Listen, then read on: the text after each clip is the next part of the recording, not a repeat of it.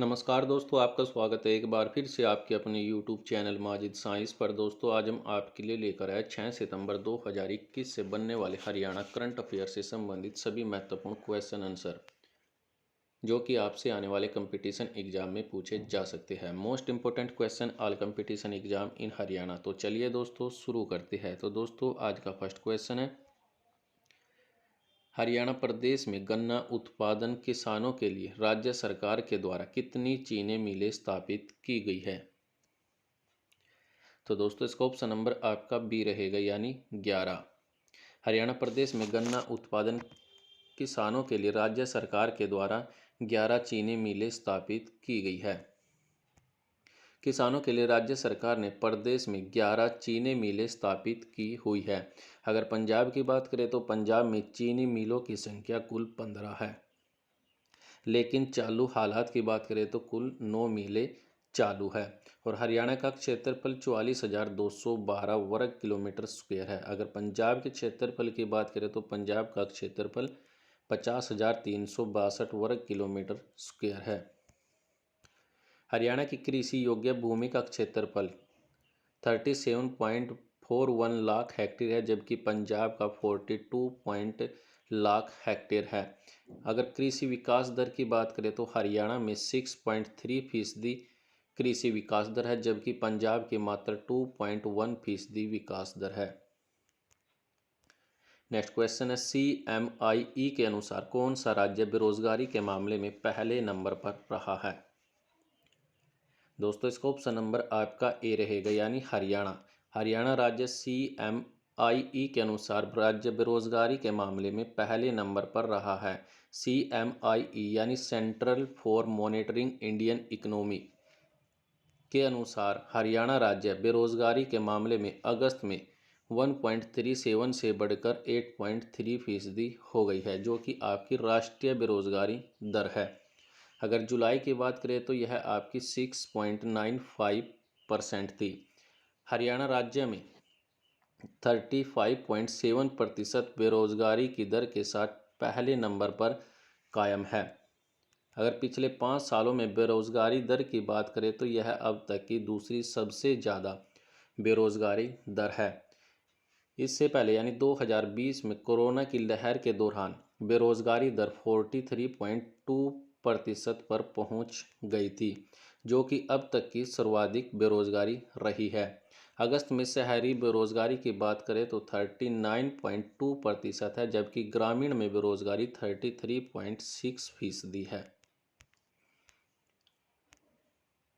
तो हरियाणा राज्य में यानी 8 राज्यों में दर 2 अंकों में है। आपका जो सिक्किम राज्य बेरोजगारी के मामले में लास्ट नंबर पर है, यानी सिक्किम में 0.0% आपकी बेरोजगारी दर है। अगर हरियाणा की बात करें तो हरियाणा पहले नंबर पर है, जबकि दूसरे पर राजस्थान और तीसरे पर झारखंड बेरोजगारी के मामले में तीसरे नंबर पर है। हरियाणा में 35.7%, जबकि राजस्थान में 26.7% है। और झारखंड की बात करें तो झारखंड में 16% है। अगर उत्तर प्रदेश की बात करें, उत्तर प्रदेश में बेरोजगारी दर यानी 7% है। नेक्स्ट क्वेश्चन है, हरियाणा सरकार के द्वारा विजिलेंस ब्यूरो का डायरेक्टर किसे बनाया गया है। तो दोस्तों इसको ऑप्शन नंबर आपका बी रहेगा, यानी शत्रुजीत कपूर को हरियाणा सरकार के द्वारा विजिलेंस ब्यूरो डायरेक्टर के रूप में नियुक्त किया गया है। प्रदेश सरकार ने 1990 के बैच के IPS अधिकारी यानी शत्रुजीत कपूर को वापस पुलिस सेवाओं के लिए भेज दिया है और राज्य सरकार ने इसे स्टेट विजिलेंस ब्यूरो का डायरेक्टर जनरल बनाया है। हरियाणा सरकार के द्वारा मोहम्मद अकील को हरियाणा राज्य का नया जेल महानिदेशक नियुक्त किया गया है। अब बात कर लेते हैं हरियाणा से जुड़ी पुलिस के बारे में। हरियाणा पुलिस की स्थापना आपकी 1 नवंबर 1966 को की गई थी और हरियाणा पुलिस डिपार्टमेंट आपका department of home affair government of Haryana के अंतर्गत आता है। अगर हरियाणा में पुलिस यानी पुरुष पुलिस स्टेशन की बात करें तो हरियाणा में पुरुष पुलिस स्टेशन की संख्या 289 है, जबकि महिला पुलिस थाने 34 है। महिला पुलिस थानों की स्थापना 2015 में की गई थी। कहाँ पे? पंचकुला जिले में, रक्षाबंधन के दिन। पिंक महिला पुलिस थाना यानी पुलिस की स्थापना आपके 18 अगस्त 2019 को पंचकुला जिले में की गई थी, जिसका उद्घाटन डीजीपी संधू के द्वारा किया गया था। हरियाणा राज्य में ट्रैफिक पुलिस स्टेशनों की संख्या 22 है। हरियाणा का पहला साइबर पुलिस थाना गुरुग्राम जिले में स्थित है। सम्राट पुलिस स्टेशन की संख्या कितनी है? 3, और ये 3 आपके गुड़गांव, फरीदाबाद और पंचकुला है। और हरियाणा में पुलिस कमिश्नर की संख्या 3 है, और ये 3 आपकी पंचकुला, गुरुग्राम और फरीदाबाद है।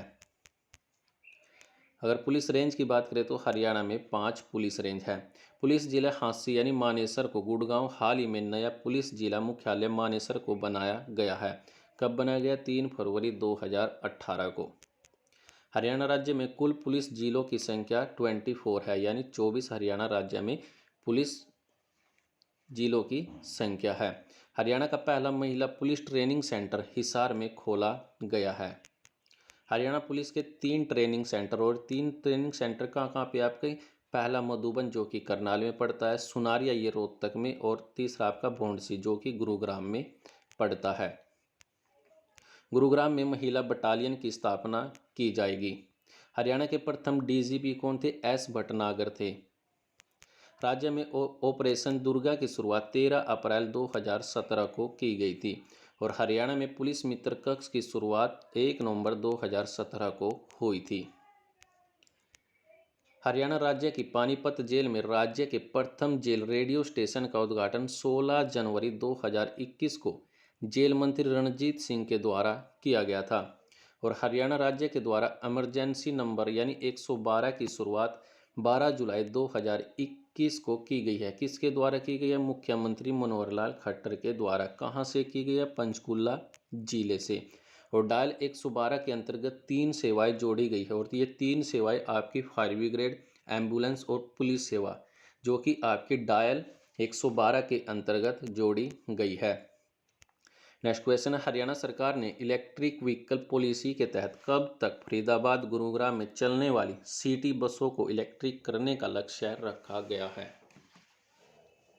तो दोस्तों इसका ऑप्शन नंबर आपका बी रहेगा, यानी 2024 तक। हरियाणा सरकार के द्वारा इलेक्ट्रिक व्हीकल पॉलिसी के तहत फरीदाबाद और गुरुग्राम में चलने वाली सिटी बसों को 2024 तक इलेक्ट्रिकल करने का लक्ष्य रखा गया है। बात कर लेते हैं फरीदाबाद जिले की। इसकी स्थापना आपकी 15 अगस्त 1979 को की गई थी, और फरीदाबाद जिले को औद्योगिक नगरी और मलिन बस्तियों के शहर के उपनाम से जाना जाता है। सेकंड आपका गुरुग्राम जिला, इसकी स्थापना 1 नवंबर 1966 को की गई थी। और गुरुग्राम जिले को साइबर सिटी, मेड सिटी, मनोरंजन city, call centre of Haryana, millennium city और अरावली पर्वतमाला के प्रवेश द्वार के नाम से गुरुग्राम जिले को जाना जाता है। और गुरुग्राम जिले का नाम गुरु द्रोणाचार्य के नाम पर रखा गया है। फरीदाबाद गुरुग्राम के बीच यानी पायलट प्रोजेक्ट पर चल रही इलेक्ट्रिक बस सरकार ने इलेक्ट्रिक व्हीकल पॉलिसी ड्राफ्ट के अनुसार 2024 तक फरीदाबाद और गुरुग्राम में चलने वाली सिटी बसों को इलेक्ट्रिक करने का लक्ष्य तय किया है। नेक्स्ट क्वेश्चन, हरियाणा प्रदेश में पिछले साल यानी अगस्त की तुलना में इस साल जीएसटी राजस्व संग्रह में कितनी प्रतिशत की बढ़ोतरी हुई है? तो दोस्तों इसका ऑप्शन नंबर आपका बी रहेगा, यानी 28% की बढ़ोतरी की गई है, जो कि पिछले साल की अपेक्षा इस साल यानी अगस्त में 28% की राजस्व संग्रह में बढ़ोतरी की गई है। इस साल जीएसटी यानी वस्तु एवं सेवा कर जो कि राजस्व संग्रह में 28% का इजाफा हुआ है, जो उत्तर भारत के राज्यों में सर्वाधिक है। प्रदेश में बीते अगस्त में 5,618 करोड़ रुपए का जीएसटी आया है, जो कि पिछले साल की समान यानी अगस्त तक 4,373 करोड़ रुपए था। अब बात कर लेते हैं जीएसटी से जुड़े कुछ महत्वपूर्ण पॉइंटों के बारे में। विश्व में जीएसटी सर्वप्रथम फ्रांस देश में लागू की गई थी 1954 में। भारत में जीएसटी 1 जुलाई 2017 को लागू किया गया था, और इसी दिन यानी 1 जुलाई को भारत के द्वारा जीएसटी दिवस के रूप में भी मनाया जाता है, जो कनाडा देश के मॉडल पर आधारित है। जीएसटी का पूर्ण रूप आपका गुड एंड सर्विस टैक्स होता है। वस्तु एवं सेवा कर। जीएसटी के लिए 122वां संविधान संशोधन बिल 2014 में संसद में प्रस्तुत किया गया था। लोकसभा द्वारा जीएसटी बिल यानी 3 अगस्त 2016 को तथा राज्यसभा में 8 अगस्त 2016 को पास हुआ था। जीएसटी बिल पर राष्ट्रपति ने अपनी मंजूरी 8 सितंबर 2016 को प्रदान की थी और 101वां संविधान जो कि आपके भारत में जीएसटी लागू किया गया था, यानी 101वां जो संविधान संशोधन है इसके तहत भारत में जीएसटी लागू किया गया था। जीएसटी अप्रत्यक्ष एवं गंतव्य आधारित कर है। भारत में जीएसटी लागू करने का सुझाव विजय केलकर समिति के द्वारा दिया गया था। जीएसटी का मुख्यालय दिल्ली में स्थित है और इसके ब्रांड एम्बेसडर अमिताभ बच्चन जी है। जीएसटी लागू करने वाला भारत का प्रथम राज्य असम है जो कि 12 अगस्त 2016 को लागू किया था, जबकि अंतिम राज्य जम्मू कश्मीर है जिसे 5 जुलाई 2017 में लागू की थी। जीएसटी के अंतर्गत 17 अप्रत्यक्ष कर और 23 अधिभार को शामिल किया गया है। जीएसटी पंजीकरण संख्या में कुल 15 डिजिट होते हैं और जीएसटी के अंतर्गत निर्धारित की गई दरें 4 प्रकार की है, जिसमें आपके 5%, 12%, यानी 18% और 28%, ये आपकी 4 प्रकार की दर जीएसटी के अंतर्गत निर्धारित की हुई है। संविधान में जीएसटी परिषद को एक नए अनुच्छेद यानी 279 यानी 279 के में रखा गया है और इसी में इसके गठन का प्रावधान भी किया गया है। जीएसटी परिषद की स्थापना 12 सितंबर 2016 को की गई थी। जीएसटी परिषद का अध्यक्ष वित्त मंत्री होता है और जीएसटी परिषद में सम्मिलित सदस्यों की कुल संख्या 33 है। जीएसटी परिषद में राज्यों की 2/3 तथा केंद्र को 1/3 वोट अधिकार दिया गया है और जीएसटी को 3 भागों में बांटा गया है, जिसमें आपका सीजीएसटी, एसजीएसटी और आईजीएसटी। एसजीएसटी यानी state good and service tax, CGST यानी सेंट्रल गुड्स सर्विस टैक्स और आईजीएसटी यानी इंटीग्रेटेड गुड्स सर्विस टैक्स, जिसको जीएसटी को 3 भागों में बांटा गया है। आईजीएसटी को संविधान के अनुच्छेद 269A में रखा गया है, जबकि एसजीएसटी को राज्य सरकार के द्वारा तथा सीजीएसटी को केंद्र सरकार लगाती है। नेक्स्ट क्वेश्चन आपका, हरियाणा के किस जिले के निवासी हरविंदर सिंह ने टोक्यो पैरालंपिक के आर्चरी इवेंट में कांस्य पदक जीता है?